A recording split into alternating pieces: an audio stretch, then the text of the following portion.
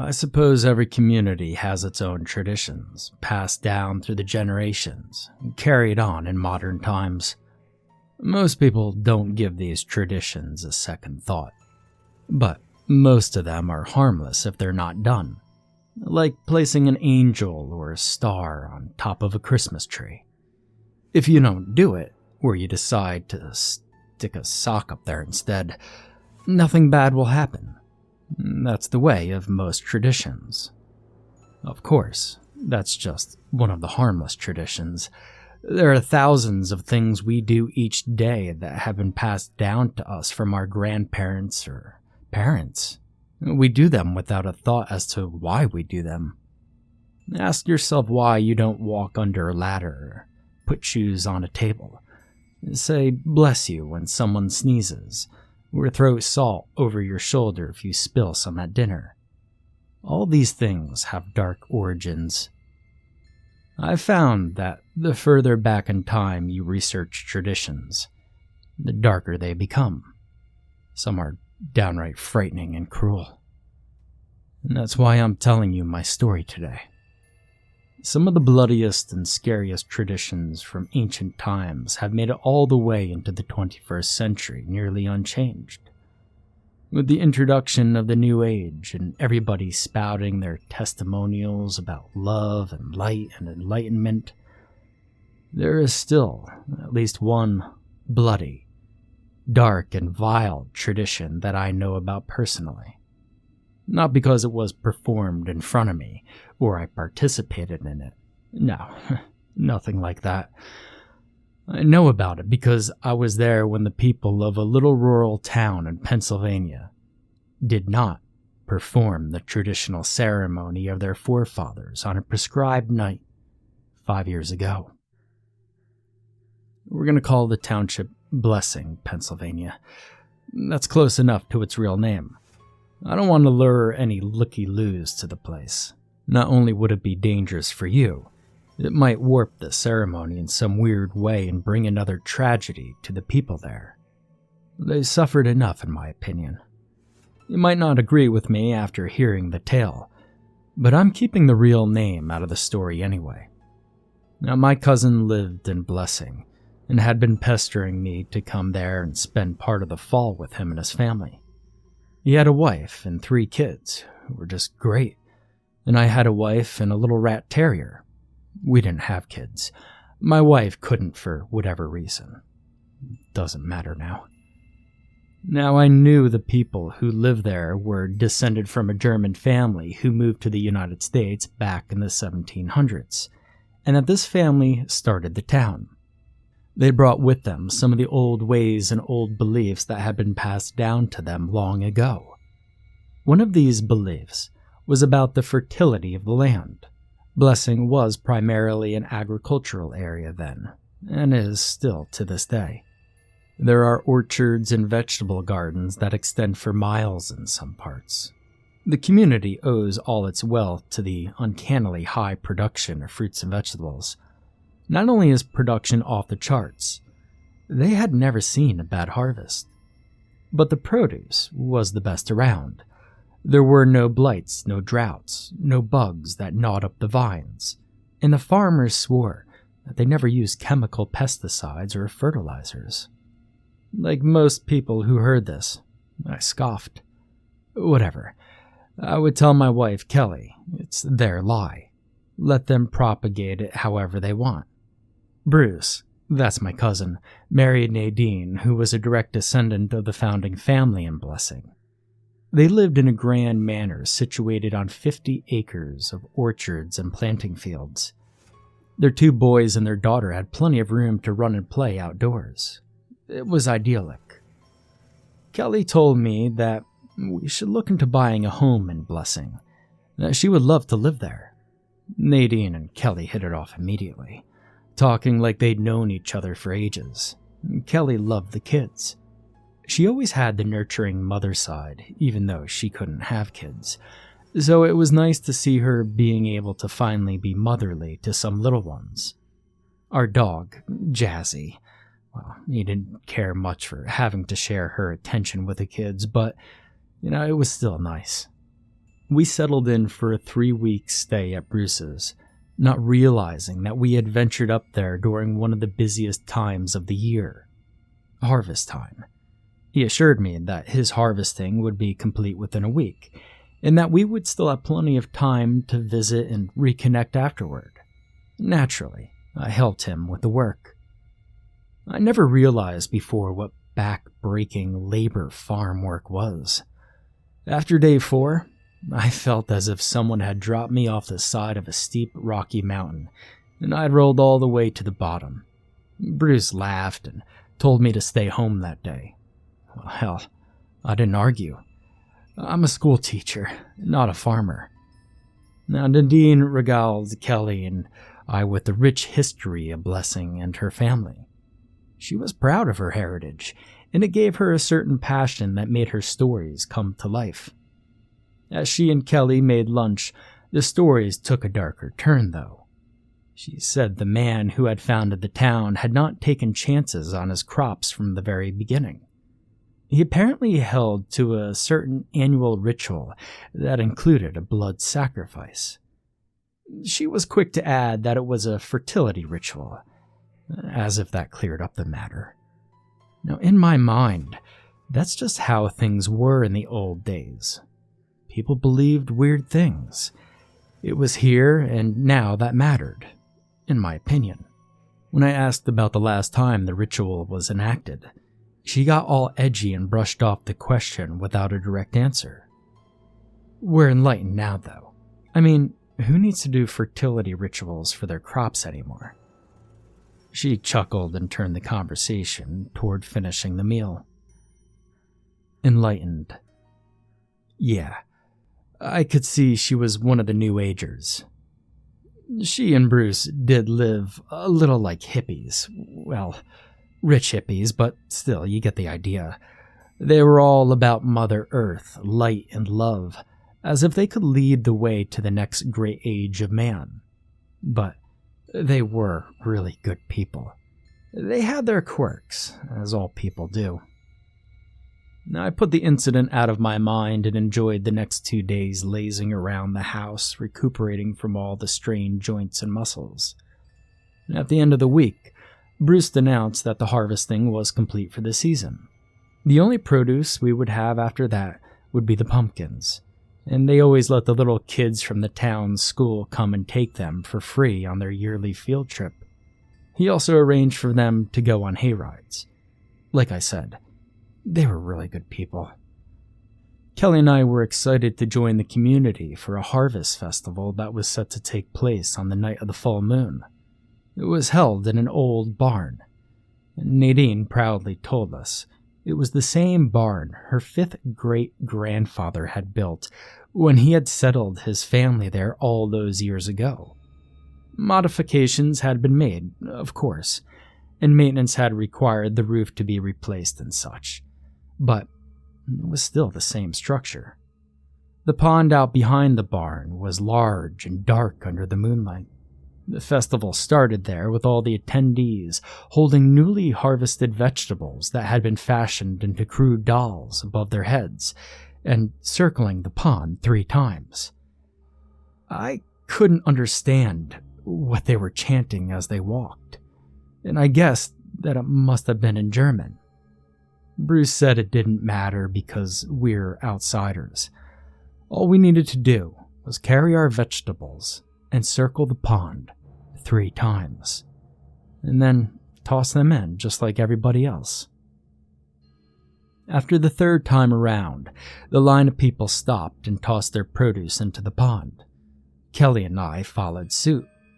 Then it was party time. There was plenty of wine and hard liquor, if you were inclined to drink the harder stuff, which I personally avoided, and vegetables cooked every way you can imagine. There was no meat served that night, but Kelly and I ate plenty enough of everything else to make up for it. Just as the eating was winding down, some guys brought out their guitars, banjos, fiddles, and stringed instruments that I had no names for, and they began playing upbeat, kind of hillbilly music. People whooped and yelled and started dancing. They were in the barn and the barnyard where the full moon shone cold and bright from a cloudless sky. Kelly and I walked to the edge of the pond and looked over all the eerie vegetable dolls floating there. The whole ritual had bothered Kelly more than it had bothered me. She seemed jumpier than usual, even with 3 glasses of wine in her. She startled every time a twig snapped. I told her it was just the way they did things in Blessing, and not to let it bother her. Nadine cleared her throat from behind us. "Don't let what bother you?" She smiled, looking from me to Kelly and back again. Kelly explained it to her. Nadine nodded sympathetically. "Oh, don't you worry your pretty little head over this." She pointed to the pond. "This is just the new fertility ritual, to ensure next year's crops are at least as good as this year." She cast a nervous glance toward the pond as something gurgled there. She skillfully turned Kelly back toward the barn and kept talking. I followed, but I also kept looking behind us at the pond. Something was moving under that murky water. I walked back to the edge and let the women go on without me. That strange, deep gurgling sound came again. 3 huge bubbles rose to the center of the water and I backed away. More of those huge bubbles broke the surface. The sound that accompanied them was indescribable. If you can imagine the earth moaning, that's kind of what it sounded like. Deep and reverberating through the air and up through the ground on which I stood until it shook through my bones. I didn't stick around to see what else might happen. I lit out a run towards the barn. I passed Kelly and Nadine just inside the open doors and found Bruce standing with a group of serious-looking men. They turned to me, scowling as I grabbed Bruce by the arm and spun him to face me. "Man, there's something happening in the pond. I don't know what it is, but it sounds bad." I was speaking fast and yelling to be heard over the music. The group of men didn't waste any time. One of them said something in that other language, and they all headed out the door. Bruce told me to stay with Kelly and Nadine and not to say anything to anyone else until he returned. Kelly had sat down on a bale of hay and lolled against the wall drunkenly. Nadine handed her a drink as I approached. She was telling her to drink up and she would feel better. Kelly sloshed the liquid onto her lap and nodded. I snatched the drink away and sniffed. It had been spiked heavily. I shoved it back to Nadine's hand. "Can't you see she's already too drunk to sit straight?" I shook Kelly and tried to cajole her into standing. I wanted to get out of there and back to the house. Nadine put the drink on the table and came back. "This is a festival. We're supposed to drink too much, eat too much, and enjoy the fruits of our labors. Don't be such a downer, Chuck." She tried to shoo me away from my wife, and I realized she was pretty drunk too. She staggered into me, almost knocking us all 3 to the ground. I got her seated next to Kelly and looked around for a friendly face to help me out with them. Despite there being several dozen people present, none looked fit to help. They all danced drunkenly or had slumped into sitting positions around the barn. I decided Kelly was my main priority. Bruce could deal with Nadine when he got back. "Kelly?" I shook her harder and she groaned, her eyes fluttering open, and she tried to focus on me. "Kelly, come on. We need to get back to the house. Something's going on out back and I don't like it." Her eyes drifted shut again, and I began to tug her to her feet. It's not easy to get someone on their feet when they're so drunk they don't seem to have bones. It was frustrating. I managed to pull her to the edge of the bale, and Nadine muttered something in her sleep. "Told them to do it the old way. Now it's coming." She whimpered, and a tear slipped from her closed eye. Hauling Kelly to her feet, I grasped her around the waist and half-dragged her toward the door. Just before we got out, there was a thunderous groan from the pond. Nothing of this world could have made such a sound. The musicians dropped their instruments and ran headlong out the front of the barn, past me and toward the side of the barn. I thought they were insane. The noise came from behind the barn. They should have been running in the opposite direction, which is exactly what I intended to do. With Kelly clutched to my side, I lurched through the doorway just as the back wall exploded inward. Screams clamored through the ruckus, chasing us as I tried to run. Kelly's dead weight at my side prevented any real speed, and I turned to see what was happening. And those eerie dolls were thrown through the missing back wall and rained down on the people inside with such force that they were knocked around like bowling pins. The screams intensified, and a second volley of vegetable dolls came. Some of them were hurled hard enough that they went zinging by me and Kelly. Nadine scrambled out the doors towards us, her eyes wide and wild with terror. 3 men lay dead in the middle of the door. One with his head partially ripped off of his shoulders. Another lay with a hole where his guts used to be. And a third was missing an arm. The intestines of his friend were strewn all over his lifeless face. I motioned for Nadine to hurry, and an unearthly shriek tore through the night. A gust of foul, warm wind blew my hair and shook the leaves of a nearby apple tree. Nadine stumbled as Kelly began to rouse. More people scrambled out of the barn, all of them with serious injuries and bleeding profusely.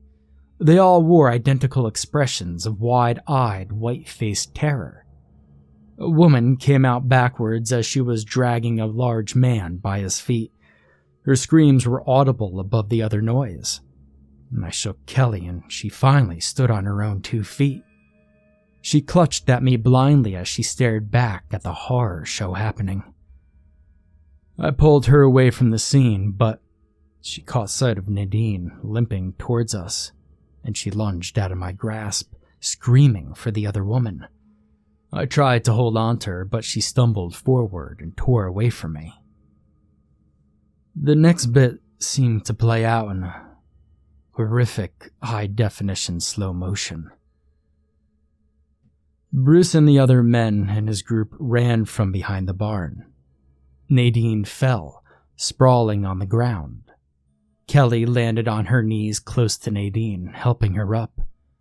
A roar emanated from the pond, and a great geyser of black water spouted higher than the barn.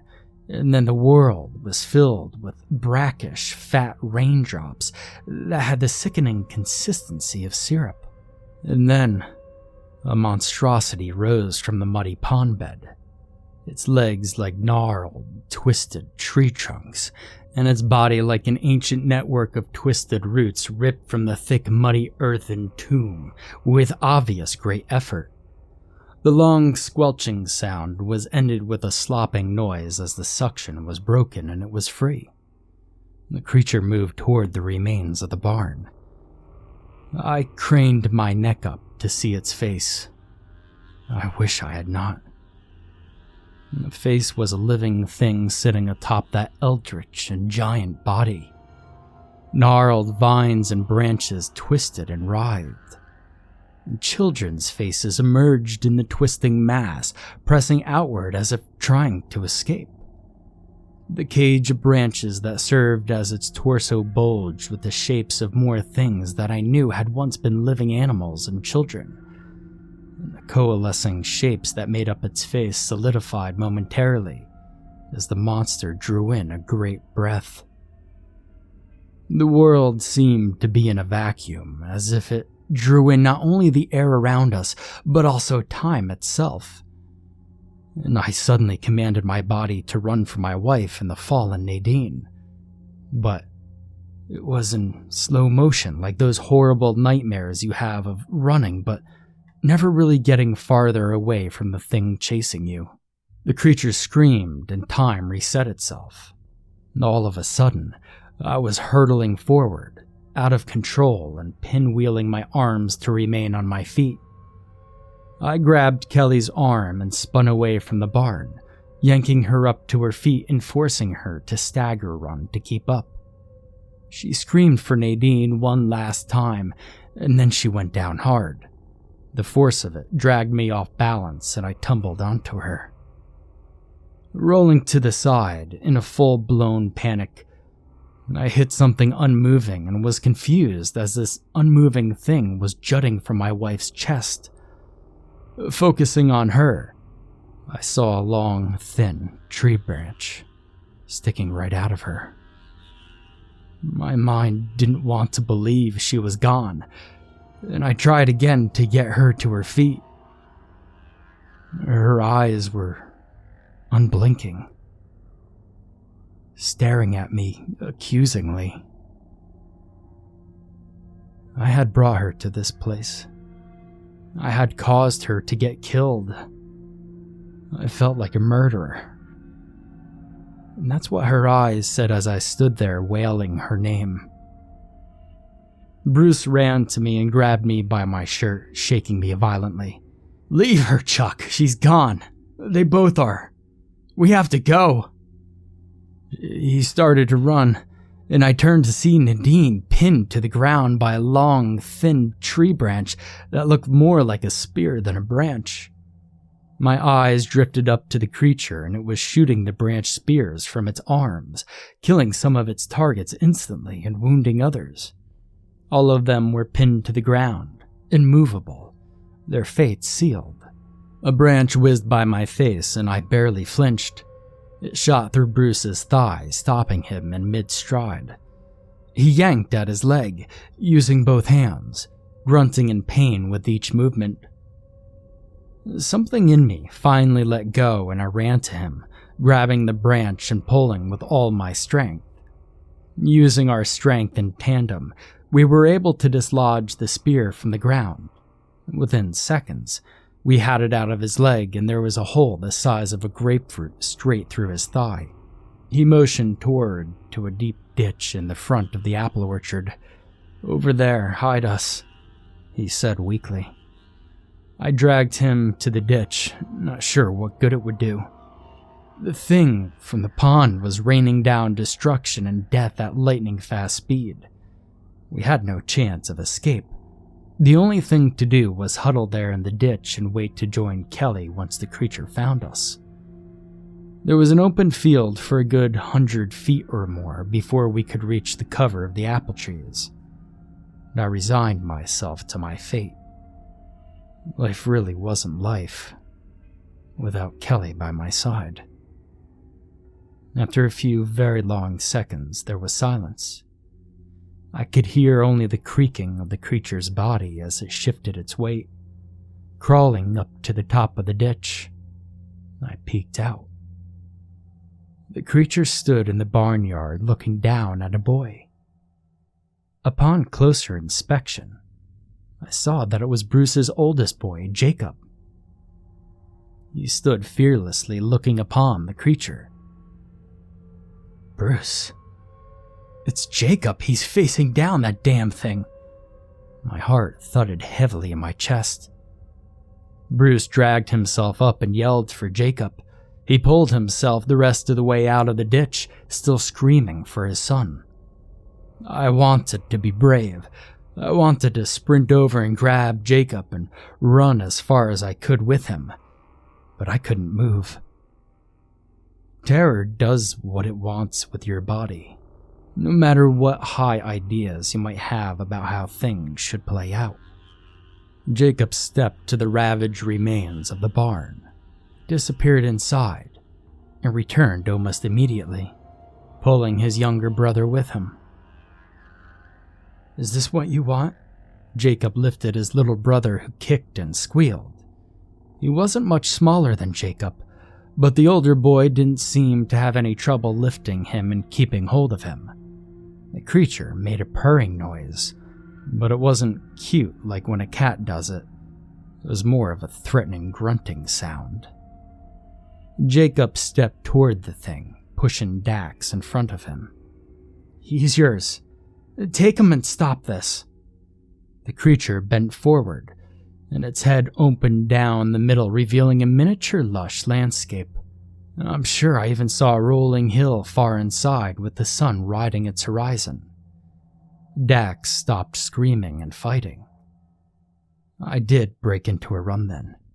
My body returned its loyalty, and I bolted towards the boys. No time for words, just running. Jacob saw me first and moved to block my path. I knocked him to the side with my shoulder, and I wasn't sorry one bit. I kept moving and reached out, snagging the back of Dax's jacket, and kept moving. I swung him far out to the side and then pulled him close, my legs never slowing. I headed for the orchard ditch again. Kristen, Dax's older sister, was there. She stood by her sprawled father, grinning. As I slid down into the ditch, she pulled a knife from behind her back and jumped down the embankment on top of me. I shoved Dax away and yelled for him to run. Kristen brought the knife down, plunging it deep into my shoulder. I grabbed for it, but she yanked it up and brought it down again. It barely missed my face. The tip of the blade pierced my chest and I felt it hit a rib. Again, she stabbed toward me, and the blade slid into my side. I'd always heard that teenage girls were brutal, but this was ridiculous. I struck out with my arm, taking her legs out from under her.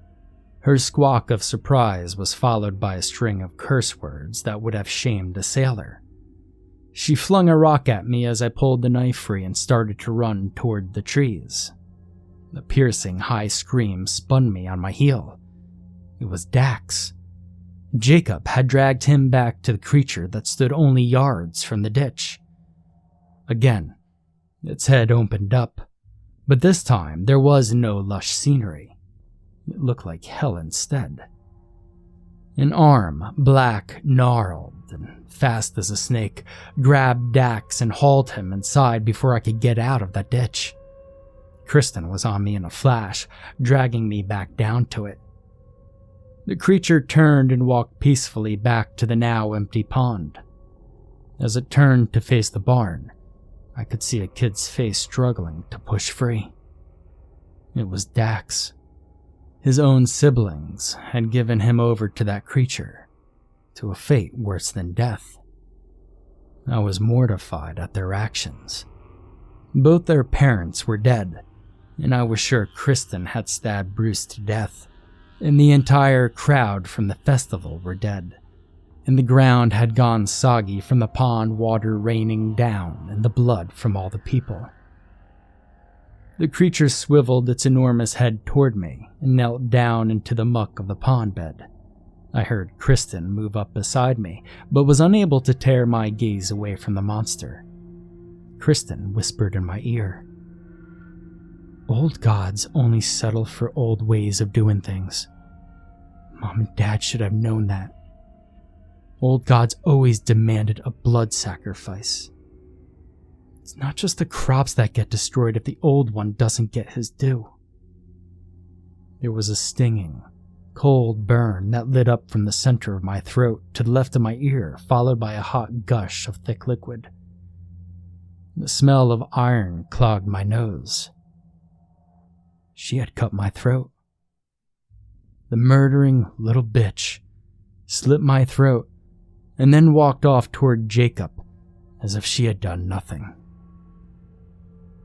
The creature sank into the mud, still staring at me.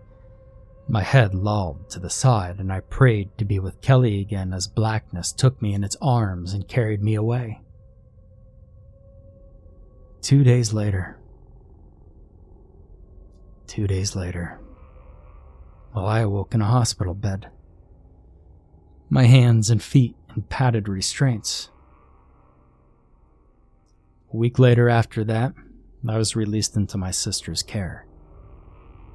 Investigators came and went with some regularity that first year.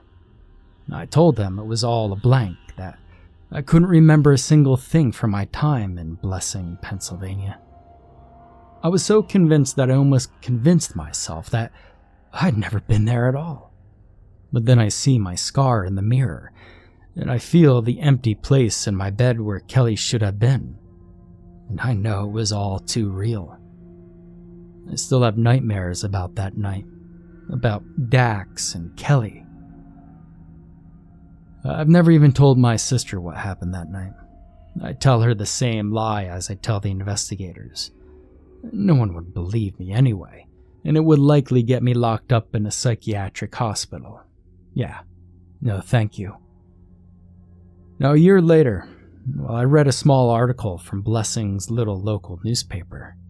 In it, the reporter boasted that, even in light of the previous year's tragedy, Blessing had record-breaking crops, and apparently, the produce is still the best around. The reporter was happy to announce that none of the locally grown produce had been tainted with any sort of chemical pesticides or fertilizers. This article was larger than the one immediately following it that was an announcement that a boy of 5 had gone missing in Blessing a few weeks prior. I quickly did the math. The boy went missing during the Harvest Festival. I cut out the articles and put them in a scrapbook. The same thing happened every year, and I suspect it'll keep happening every year from now on. I spent the first couple of years being appalled at such barbaric behavior. Then I realized one day, if I had known sacrificing one life could have prevented that catastrophe at the festival, I would have tossed someone into that pond, or slit their throat without much persuading. I would still have Kelly. Bruce and Nadine would still be alive, as would their youngest, Dax. Jacob and Kristen wouldn't have turned into little murdering psychos. They had heard the stories since they were old enough to sit on their own.